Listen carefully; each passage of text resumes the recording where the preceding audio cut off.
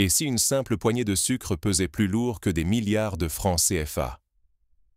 Imaginez qu'un petit cristal blanc devienne le symbole du destin de tout un pays. C'est exactement ce qui s'est passé au Burkina Faso en l'an 2023, quand l'État a choisi de nationaliser la SN Sosouko, la plus grande usine de sucre du pays. Ce geste n'était pas seulement technique ou économique. Derrière le changement de propriétaire, c'est toute une lutte pour la souveraineté nationale qui s'est jouée. L'État a repris le contrôle non seulement pour protéger ses ressources, mais aussi pour défendre la dignité des travailleurs, offrir un accès plus équitable au sucre et replacer la justice sociale au cœur du débat. Ce choix a bouleversé les habitudes, les équilibres de pouvoir et jusqu'à la fierté collective. Pourquoi? Parce que le sucre, pour des millions de Burkinabés, n'est pas qu'un produit du quotidien. C'est un marqueur d'indépendance, un rempart contre la précarité et une fierté nationale trop longtemps fragilisée par la dépendance aux intérêts étrangers. La nationalisation de la SN Sosouko a envoyé un message fort. Ici, désormais, c'est le pays qui décide de l'avenir de ses ressources essentielles. Mais ce genre de transformation comporte aussi des risques. Ne pas en tirer les leçons, c'est s'exposer à voir revenir la dépendance économique, la précarité pour les travailleurs et la perte d'une identité que beaucoup cherchent à reconstruire. Le sucre devient alors bien plus qu'un ingrédient. Il incarne la capacité d'un peuple à choisir sa voie. Mais comment cette usine, autrefois symbole d'espoir, a-t-elle pu devenir le théâtre d'une telle reconquête? Pour le comprendre, il faut replonger dans son histoire tumultueuse. Privatiser pour mieux avancer. Ou pour reculer. Derrière ce slogan moderne, l'histoire de la SN Sosouko révèle une réalité bien plus sombre pour le Burkina Faso. À la fin des années 1990, une vague de privatisation souffle sur toute l'Afrique. Le pays cède alors la majorité de la SN Sosouko à un consortium étranger, qui promet monts et merveilles. Investissements massifs, machines neuves, production dynamisée, avenir radieux. Mais très vite, le rêve s'effondre. Les promesses ne sont pas tenues. Les investissements tant attendus tardent à venir, les machines vieillissent, la production de sucre s'affaisse dangereusement. Face à la chute des rendements, la SN Sosouko, jadis fierté nationale, se retrouve contrainte d'importer du sucre pour le revendre sur le sol burkinabé. Pendant ce temps, les ouvriers vivent dans la précarité, les salaires se stagnent ou accusent du retard, et l'incertitude s'installe dans les foyers. Conséquence directe, chaque mauvaise décision de gestion entraîne des pertes lourdes.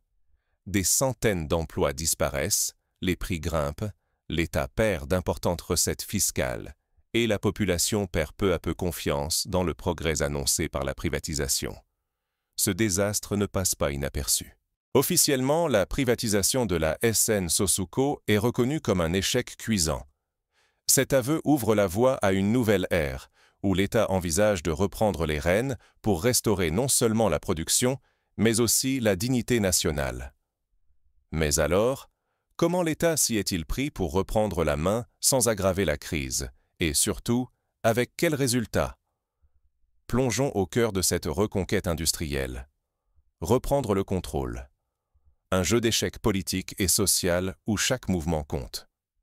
De l'année 2023 à 2025, la nationalisation de la SN Sosouko s'est jouée comme une partie méthodique, à la fois sur la scène politique et dans les coulisses de l'usine.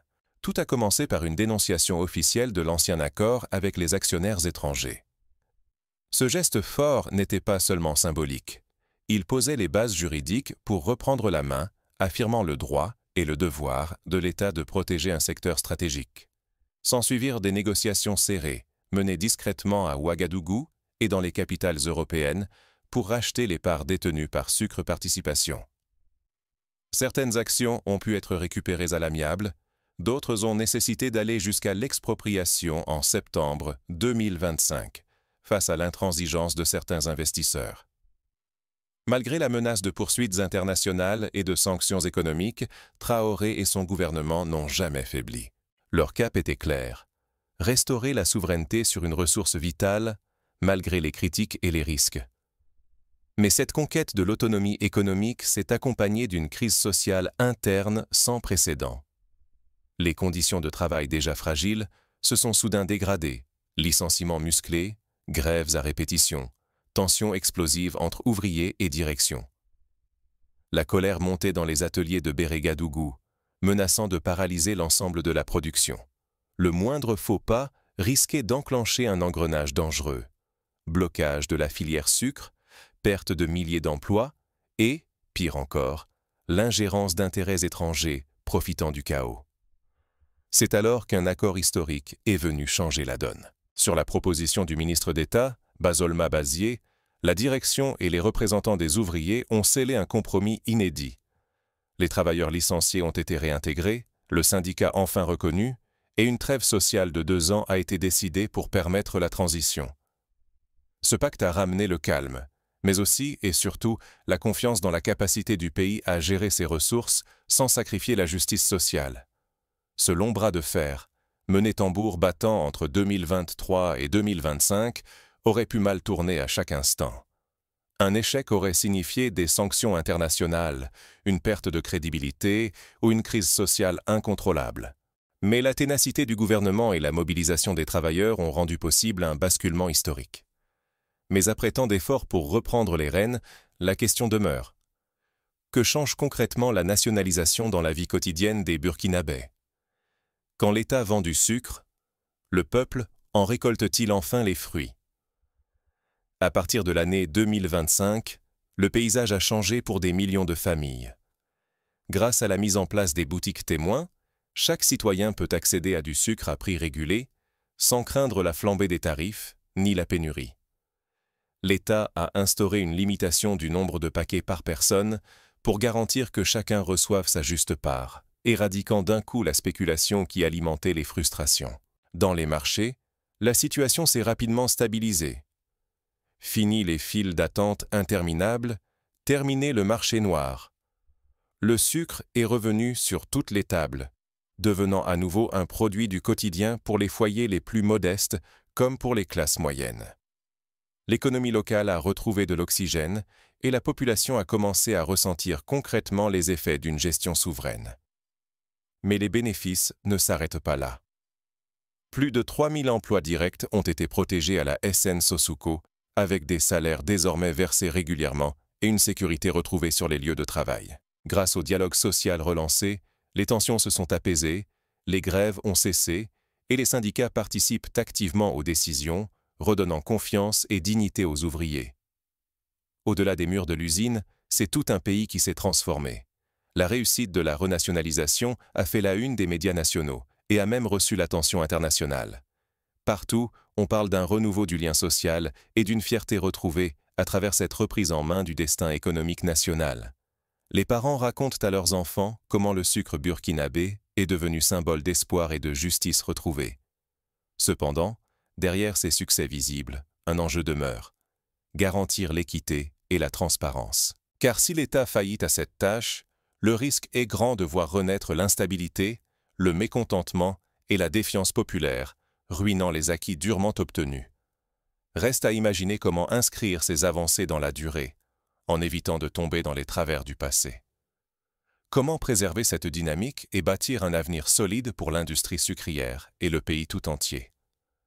Réparer hier, mais surtout inventer demain.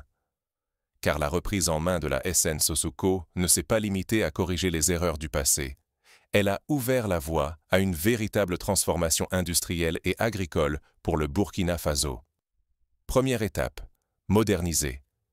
Les anciennes lignes de production, parfois vétustes, laissent désormais place à des machines à haut rendement, capables d'augmenter la qualité et le volume du sucre produit. Investir dans cette modernisation, c'est garantir la compétitivité sur le marché régional et assurer la pérennité des emplois locaux. Mais le vrai pari, c'est la diversification. Plutôt que de dépendre uniquement de la canne à sucre, la SN Sosuco s'ouvre au maïs. Ce choix stratégique élargit la gamme agroalimentaire nationale, réduit la vulnérabilité face aux crises climatiques et répond à des besoins alimentaires grandissants dans tout le pays. Pourtant, produire plus ne suffit pas. Il faut produire mieux. La SN Sosuco adopte désormais des pratiques agricoles écologiques et biologiques. Utilisation raisonnée de l'eau, rotation des cultures, limitation des intrants chimiques. Ces méthodes garantissent un meilleur rendement à long terme, tout en préservant les sols et la biodiversité, protégeant ainsi l'environnement pour les générations futures. Ainsi, la SN Sosuco devient un véritable laboratoire d'innovation pour la souveraineté alimentaire du Burkina Faso. Ici, chaque avancée technologique ou écologique inspire d'autres filières et d'autres régions. Mais attention, sans une vision durable, les succès d'aujourd'hui pourraient se transformer en nouveaux échecs demain. L'enjeu, c'est de bâtir une industrie résiliente, capable d'évoluer avec les besoins de la société et les défis du climat. À la lumière de cette renaissance, que retenir de l'expérience SN Sosuco? Voyons comment son audace et ses choix peuvent inspirer bien au-delà des frontières burkinabè. Le sucre burkinabè n'est plus amer. Il incarne désormais la confiance retrouvée. La nationalisation de la SN Sosuco n'a pas seulement sauvé une usine en difficulté. Elle a marqué un tournant décisif pour toute une nation, transformant un symbole de dépendance en un étendard de souveraineté et d'émancipation collective. En reprenant le contrôle de son industrie sucrière, le Burkina Faso a prouvé que l'État pouvait agir avec courage et lucidité au service de l'intérêt général. Ce geste politique a restauré la dignité des travailleurs, stabilisé l'emploi local et assuré l'accès à un sucre produit par et pour les Burkinabè. Loin d'être un simple retour en arrière, la nationalisation est devenue une fondation nouvelle, où la justice sociale et l'autonomie économique se renforcent mutuellement. Les familles burkinabè ont retrouvé leur fierté, voyant dans chaque cristal de sucre la promesse d'une prospérité partagée. Mais oublier cette expérience, c'est laisser filer la chance de bâtir un modèle où le courage politique et l'intérêt populaire vont de pair. La résilience démontrée par le Burkina Faso doit inspirer un questionnement profond sur le rôle de l'État dans la gestion des richesses nationales. Si la privatisation a failli, c'est parce qu'elle a négligé l'essentiel, la souveraineté populaire et la volonté collective de bâtir un avenir commun. En s'appropriant son destin, le Burkina Faso montre qu'un autre chemin est possible, fondé sur la solidarité et la justice.